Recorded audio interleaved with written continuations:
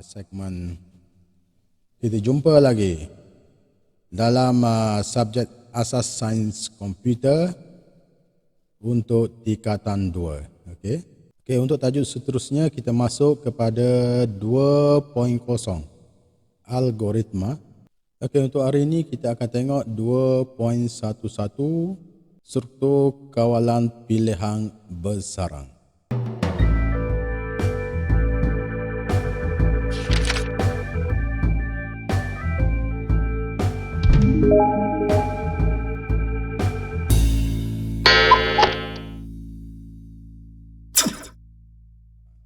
Apa yang dimaksudkan dengan struktur kawalan pilihan bersarang?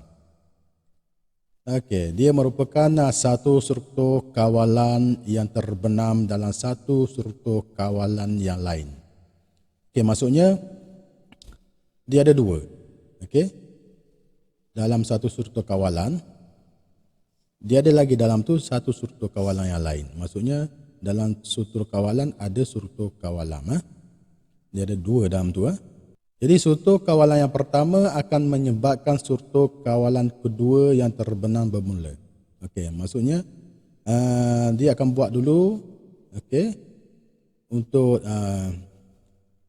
pilihan yang pertama. Okey, lepas tu bila dibuat pilihan untuk pilihan yang pertama, dia akan buat pula untuk pilihan yang kedua. Maksudnya dalam kita punya flowchart tu ada dua simbol diamond. Nanti kita akan tengok dengan lebih detail lagi apa yang dimaksudkan dengan struktur kawalan pertama akan menyebabkan struktur kawalan kedua yang terbenam bermula. Okay, struktur kawalan kedua pula akan dilaksanakan. Apabila struktur kawalan pertama dilaksanakan, dia akan mengarahkan struktur kawalan yang kedua dilaksanakan. Dan struktur kawalan yang kedua itu akan dilaksanakan sehingga tamat dahulu. Barulah diikuti dengan pelaksanaan struktur kawalan pertama hingga tamat. Okey, ini contoh. Ini contoh flowchart dia. Okey, mula, lepas tu dia akan melaksanakan. Ini ialah struktur kawalan yang pertama. Syarat satu tidak dipenuhi. Jika tidak dipenuhi, dia akan buat syarat yang kedua. Okey, jika syarat yang kedua juga tidak dipenuhi, dia akan mengeluarkan output. Kenyataan untuk dilaksanakan sekiranya syarat 2 tidak dipenuhi. Dia akan keluarkan output lah. Lepas tu dia akan pergi kepada pilihan yang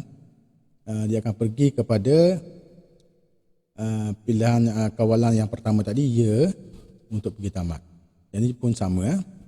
Syarat 2 tidak dipenuhi, ya, kenyataan untuk dilaksanakan sekiranya syarat 2 tidak dipenuhi. Dia akan pergi kepada pilihan yang kedua untuk syarat pilihan yang pertama.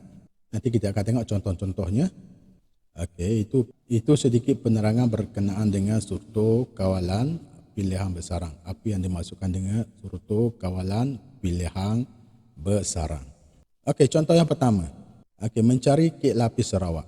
Okey, ini contoh untuk kita mencari kit lapis Sarawak. Okey, ini sudut dia. Sudut bagi mencari kit lapis Sarawak. Yang pertama mula, yang kedua cari kedai kit, yang ketiga masuk ke kedai kit. Nombor 4, jika ada kit lapis Sarawak, dia punya pilihan dia semak corak kit. Jika menarik, beli kit lapis Sarawak. Jika tidak, keluar dari kedai. Jika tidak, keluar dari kedai. So di sini ada dua pilihan. Ini cara alih bagi mencari kit lapis Sarawak. Mula, lepas tu proses kita mencari kedai kit. Lepas tu proses lagi masuk ke kedai kit. Okey, lepas tu dia ada pilihan. Ada tak kit lapis Sarawak? Jika tidak ada, jika tidak, beli. Jika tidak, keluar dari kedai kit. Okay, jika tidak ada kit lapis Sarawak di kedai itu, kita akan keluar daripada kedai kit. Jika ada, kita buat lagi pilihan. Corak kit lapis Sarawak yang menarik. Jika tidak ada, juga kita akan keluar daripada kedai. Okey, jika ada, ya, kita akan beli kit lapis Sarawak. So masuk pilihan bersarang di sini dia ada dua pilihan. Itu yang dimasukkan dengan terbenam di dalam struktur kawalan yang lain. Jadi struktur kawalan yang pertama ini dia terbenam dalam struktur kawalan yang kedua. Ini yang dimasukkan. Okey, ini contoh yang kedua. Penentuan sama ada integer adalah positif, negatif ataupun sifar. Katakan integer x perlu diuji. Kita nak uji apa integer x tu, maksudnya integer yang dimasukkan oleh pengguna lah. Jika x lebih kecil daripada kosong, maka integer mempunyai tanda negatif. Dia akan keluar pada outputnya tanda negatif. Jika x lebih besar daripada kosong, maka integer tersebut mempunyai tanda positif. Okey, dia akan keluar tanda positif.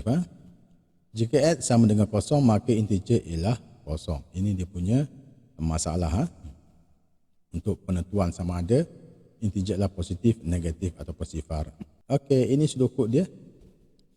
Sudut kod penentuan integer. Yang pertama mula, yang kedua isytihar pemboleh ubah x dan tanda. Kita kena isytihar lah integer. X equal integer. Okey, baca x. So pengguna akan masukkan nilai x. Jika x lebih kecil daripada kosong, tandanya akan keluar negatif. Jika tidak, jika x sama dengan kosong, equal 2 ni, ini bermaksud sama. Jika x sama dengan kosong, tanda sama dengan kosong lah. Tandanya akan sama dengan kosong. Jika tidak, tanda sama dengan positif. Dah tamat. Okay, kita tengok dia punya flowchart dia. Kita tengok dia punya carta alir bagi penentuan nombor integer. Mula, isytihar pemboleh ubah x. Kena isytihar dulu. Ini pun kita telah belajar bagaimana nak isytiharkan pemboleh ubah dan tanda. Lepas tu dia baca add. Maksudnya user akan memasukkan satu nombor. Okey, lepas tu pilihannya jika add sama lebih kecil daripada kosong. X lebih kecil daripada kosong. Jika tidak add, adakah add sama dengan kosong? Okey, jika tidak, dia akan keluar tanda positif. Lepas tu dia tamat. Okey, tengok untuk pilihan ya. X lebih kecil daripada kosong jika ya tandanya adalah negatif. Okey, jika tidak tadi X sama dengan kosong, jika ya tandanya ialah positif. Okey, ini contoh carta alir penentuan bagi nombor integer. Okey, nampak tak di situ apa yang dimasukkan dengan pilihan besaran? Dia ada lebih daripada satu pilihan. Bila dia ada lebih daripada satu pilihan, itu bermaksud pilihan besaran. Maksudnya dia akan pergi pada tidak dulu. Lepas dia pergi pada tidak, barulah pilihan yang kedua itu akan melaksanakan pilihan yang pertama tadi. Jika ya di sini, dia akan tanda dengan negatif. Okey, itu saja untuk tajuk ni, struktur kawalan pilihan besaran. Kita jumpa lagi dalam tajuk yang seterusnya, iaitu struktur apa yang dimasukkan pula dengan struktur kawalan ulangan. Sekian, terima kasih.